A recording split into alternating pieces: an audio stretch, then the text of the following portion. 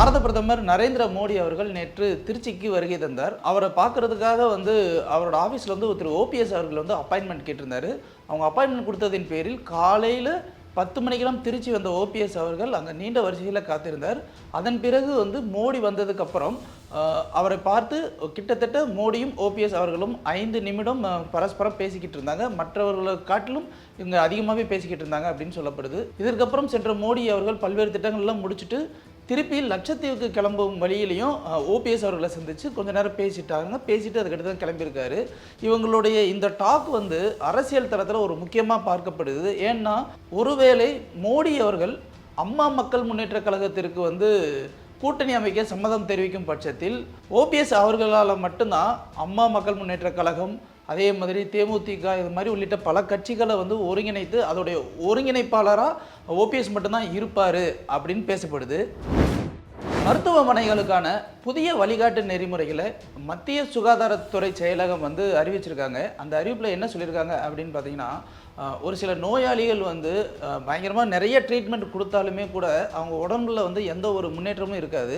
எந்தவித முன்னேற்றமும் இல்லாத பட்சத்தில் திரும்பவும் அவங்கள ஐசியூவில் சேர்க்கறது அப்படிங்கிறது பெருசாக எந்த பலனையும் தராது அப்படின்னும், அதே சமயத்தில் யாராவது ஒரு நோயாளி அவசர சிகிச்சை பிரிவின் மூலமாகவோ இல்லை ஏதாவது ஒரு விபத்து இல்லை வேறு ஒரு அதிதீவிர நோய் மூலமாகவோ உள்ளே ஐசியூவில் சேர்க்க வேண்டிய கட்டாயத்தில் இருக்கும்பொழுது அவங்களுடைய மனைவி, மகன், மகள் இவங்க யாரோடைய சம்மதம் இல்லாமல் உள்ளே அனுப்பிச்சி விடக்கூடாது அப்படின்னு சொல்லிட்டு அந்த நெறிமுறைகளில் சொல்லப்பட்டிருக்கு. இது ஒரு பக்கம் இருக்க, இன்னொரு பக்கம் ஒருவேளை மருத்துவமனைகள் அவசர சிகிச்சைக்காக சிலர் எப்படி அவங்க உரிமை எடுத்து உள்ளே வர்றது அப்படின்னு பார்த்தீங்கன்னா, கொரோனா போன்ற பெருந்தொற்று காலங்களில் அவங்க யாராவது இந்த பெரிய தீவிர சிகிச்சை தேவைப்படுது அப்படிங்கிறவங்களுக்கு மட்டும் மருத்துவமனைகள் தாமாகவே முன் அவங்கள ஐசியூவில் சேர்த்துக்கலாம் அப்படிங்கிற ஒரு வழிகாட்டு நெறிமுறைகளும் இருக்கும். இதில் எது எப்படியோ எல்லாமே அவங்க அடிப்படையாக சில விஷயங்கள் வச்சுருக்காங்க. அது என்னென்னா, இப்போது இருதய மாற்று சிகிச்சை உள்ளவங்க, அதே மாதிரி உறுப்பு மாற்று சிகிச்சை உள்ளவங்க, செயற்கை ஆக்சிஜன் வாயு தேவைப்படுறவங்க,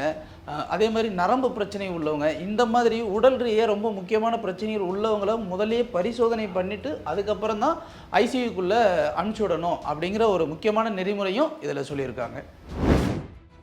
நீட் தேர்வை முழுமையாக ரத்து செய்ய கோரி நீட் விலக்கு நம் இலக்கு அப்படிங்கிற ஒரு கையெழுத்து இயக்கத்தை முதலமைச்சர் மு.க. ஸ்டாலின் கடந்த ஆண்டு அக்டோபர் மாதம் தொடங்கி வைத்தார்.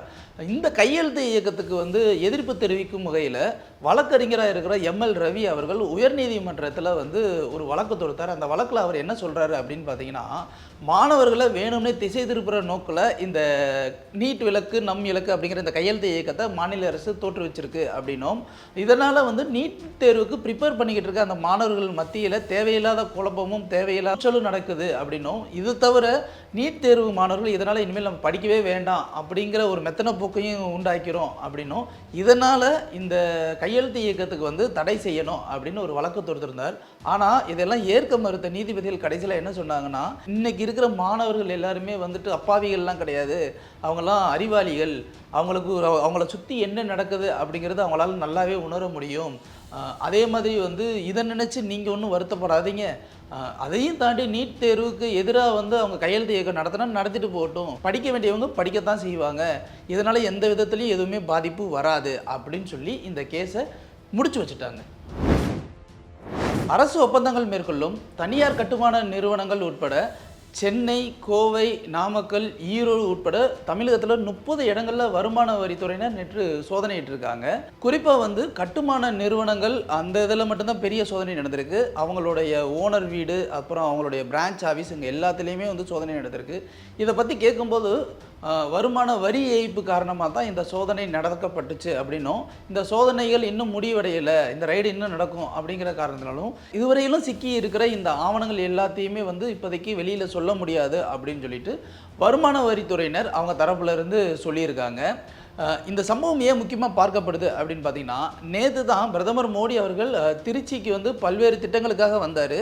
அதே சமயத்தில் முதலமைச்சர் மு.க. ஸ்டாலின் அவர்களும் ஆளுநர் ஆர்.என். ரவி அவர்களும் மொத்தமாக எல்லாருமே திருச்சியில் தான் இருந்தாங்க. அந்த நேரத்தில் இந்த வருமான வரித்துறை சோதனை நடத்தப்பட்டிருக்கிறது பெரிய பரபரப்பாகவே பேசப்பட்டுக்கிட்டு இருக்கு. மத்திய சிவில் சேவைகள் 2021 50வது விதிப்படி ஓய்வூதியம் பெறுபவர், அதாவது பென்ஷன் வாங்குறவங்க இறந்துட்டாங்கன்னா அவங்களுடைய கணவருக்கோ இல்லை அவங்களுடைய மனைவிக்கோ தான் அந்த பென்ஷன் ஸ்கீம் அதுக்கப்புறம் வந்து தொடர்ந்து கொடுக்கப்படும் அப்படிங்கிறது தான் இருந்தது.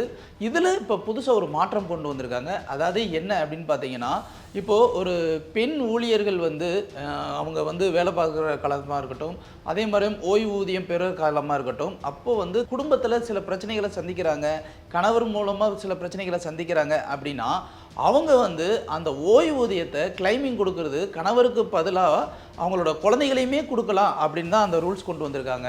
இப்போது இந்த ரூல்ஸ் படி என்ன அப்படின்னு பார்த்தீங்கன்னா, இப்போ வரதட்சணை கொடுமை புகாரில் வந்து மகளிர் காவல் நிலையத்தில் பெண்கள் கொடுத்துருப்பாங்க. அதே மாதிரி சிலருக்கு வந்துட்டு டைவோர்ஸ் ஆகியிருந்திருப்பாங்க, இருந்தாலும் குழந்தைகள் இருக்கும். இந்த மாதிரி ஓய்வூதியம் பெறுவங்க ஆட்டோமேட்டிக்காக கணவர் அப்படிங்கிறவங்களுக்கு போகாமல் டைரெக்டாக குழந்தைகளுக்கு போய் சேரணும் அப்படிங்கிற அந்த கோரிக்கையும் இனிமேல் வைக்கலாம் அப்படிங்கிறது இந்த சட்டம் முன்னிறுத்தி சொல்லுது. மத்திய அரசு கொண்டு வந்திருக்க புதிய குற்றவியல் சட்டத்தின்படி ஒருத்தவர் வந்து ஹிட் அண்ட் ரன், அதாவது வந்து ஒருத்தர் மேலே இடிச்சிட்டு அவர் வந்து கிளம்பிட்டாரு அப்படின்னா அவருக்கு வந்து 10 ஆண்டு சிறை தண்டனையும் 7 லட்சம் ரூபாய் வரைக்கும் அபராதமும் விதிக்கப்படும் அப்படின்னு இந்த தண்டனை சட்டம் சொல்லுது.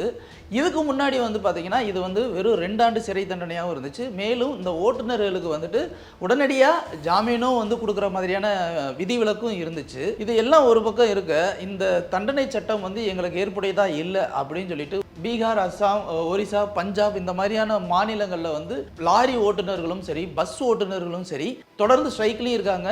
இந்த சட்டத்தை வாபஸ் வாங்கணும் அப்படின்னு சொல்லிட்டு இருக்காங்க. இதனால் காய்கறிகள், பெட்ரோல், டீசல் போன்ற அத்தியாவசிய தேவைகளுக்கு கூட அங்கே வந்து ரொம்ப தட்டுப்பாடு நிற்கிது. இது ஒரு பக்கம் இருக்கு. பஸ் ஓட்டுநர்களும் வந்து அந்த ஸ்ட்ரைக்கில் இருக்கிறதுனால பொது போக்குவரத்து ரொம்பவே பாதிக்கப்பட்டிருக்கு அப்படின்னு சொல்கிறாங்க. தரையிலிருந்து வானத்தை நோக்கி தாக்குற ஆகாஷ் ஏவுகணையை DRDO நிறுவனம் தயாரிச்சிருக்காங்க.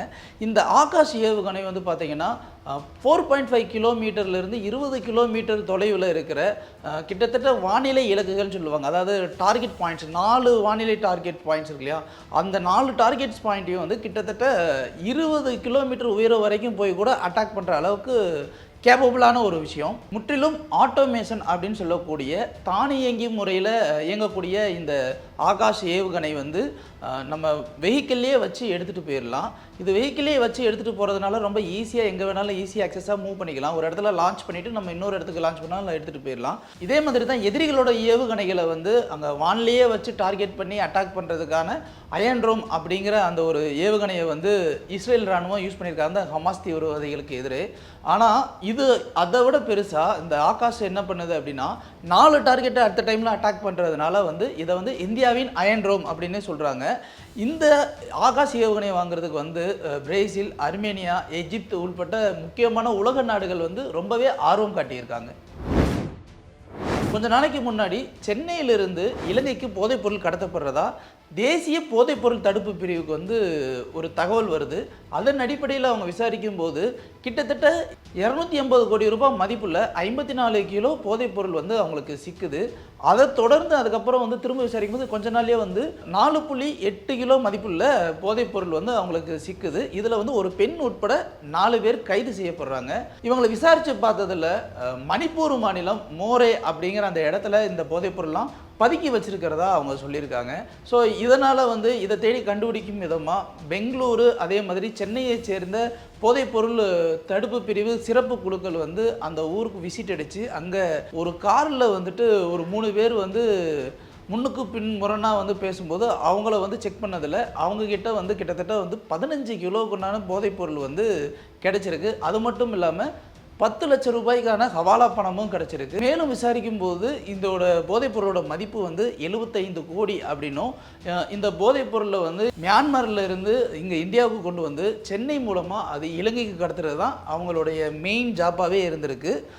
இது மூலமாக கிட்டத்தட்ட 75 கோடி ரூபாய் போதைப்பொருள் பரிமாற்றம் வந்து தடுக்கப்பட்டிருக்கு அப்படின்னு சொல்லிட்டு தேசிய போதைப்பொருள் தடுப்பு பிரிவிலிருந்து சொல்கிறாங்க. கேலோ இந்தியா யூத் கேம்ப் வந்து வர ஜனவரி 19ஆம் தேதியிலிருந்து 31ஆம் தேதி தமிழகத்தில் நடைபெற போகுது.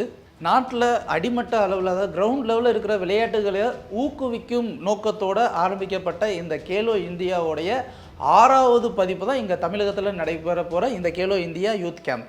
இந்த யூத் கேம்பில் ஒலிம்பிக், அதே மாதிரி ஒலிம்பிக் இல்லாத மற்ற உள்நாட்டு விளையாட்டு போட்டிகள் அப்படின்னு சொல்லிட்டு கிட்டத்தட்ட 6000 போட்டியாளர்கள் பங்கேற்க போகிறாங்க. இதில் குறிப்பிடத்தக்க செய்தியாக சிலம்பம் வந்து டெமோ விளையாட்டை வந்து புதுசாக வந்து இதில் இன்க்ளூட் பண்ணியிருக்காங்க. இந்த கேலோ இந்தியா யூத் கேம்ப் வந்து சென்னை, மதுரை, கோவை, திருச்சி ஆகிய 4 மாவட்டங்களில் நடைபெறும்.